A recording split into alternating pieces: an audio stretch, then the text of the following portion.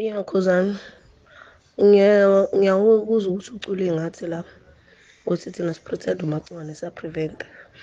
Angikwazi ukuthi Khuzani sekufanele ngisho kangakanani ukuthi uyekele ukusifaka ey'ndabeni zakho ngizwe.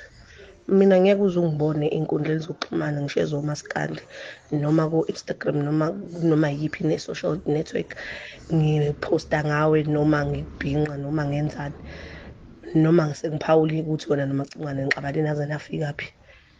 As a matter of fact, angiyilaleli ngisho uyilaleli iy'ngxabano zenu, but wena you always have the nerve and the audacity yokuthi njalo ukuthi uhlezi usipetula umoya thina, uhlezi ukhuluma ngathi izinto ezi-negative ngomndeni kamagciwane. Angikwazi ukuthi ungene umxhasaphi emndenini kamagciwane nezinto zabafowabo, izinto zomndeni. Ngeke uze uthole ungizwe ehleli ngaphansi kwesihlahla le ekhaya kini elinde ukuzwa umuntu odlula ngendlela ukuthi uphila kanjani wena ekhaya kini nomndeni wakho nokuthi ninaziphi iy'nkinga. Siyakubongela ukuthi wena unabalandeli abagiya ngey'nkinga zabantu engazathi ubona emakubo abanazo iy'nkinga.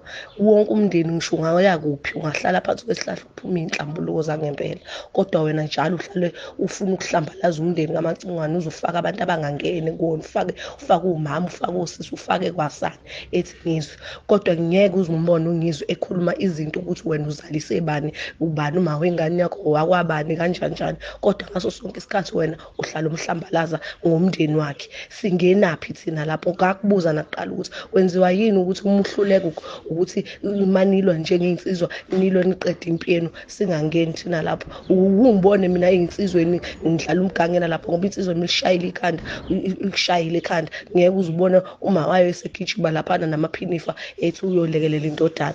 Wena uhlulwa yini ukuthi uma ungizwe uma ekuhlula lihlulane nodwa niqede le, noma nimbize nishayane niqedane, kodwa uhlezi ufaka igama labafazi phakathi nendawo? Uhlulwa yini?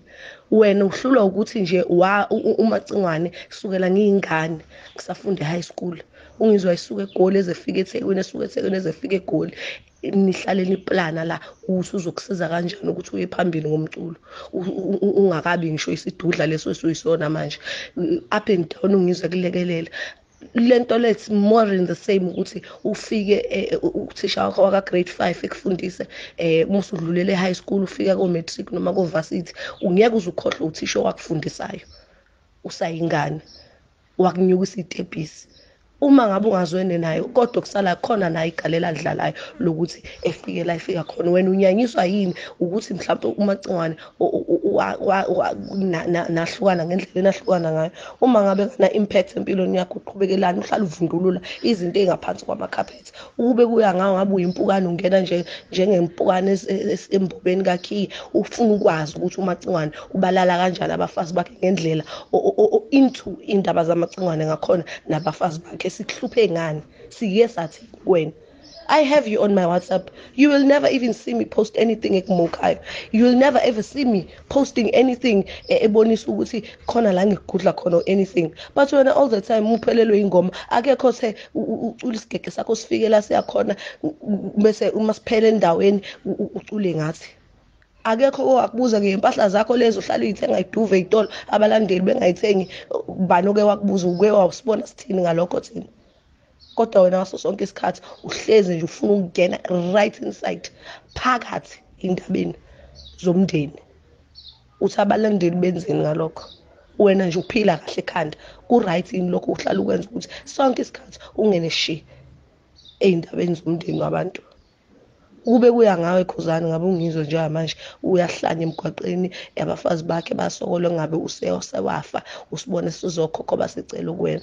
Kanti-ke ngizokutshela mina siyadla siyalala sihlokhona futhi siyajabula noma ngabe uthele noma ngabe unjani, kube kuya ngawe nje usayifela ubona abafazi besokola ubusuthi hey bambe ngakho. Lawo matoho namapetrol abazama khona la bazama khona, wena usuke ungenaphi lapho? Ngoba ngabe niyayilwa nini igame yenu eniyilwa ngayo yomculo, angeke uze ubone ungizwe ehamba ekhuluma izinto ey'personal ngawo.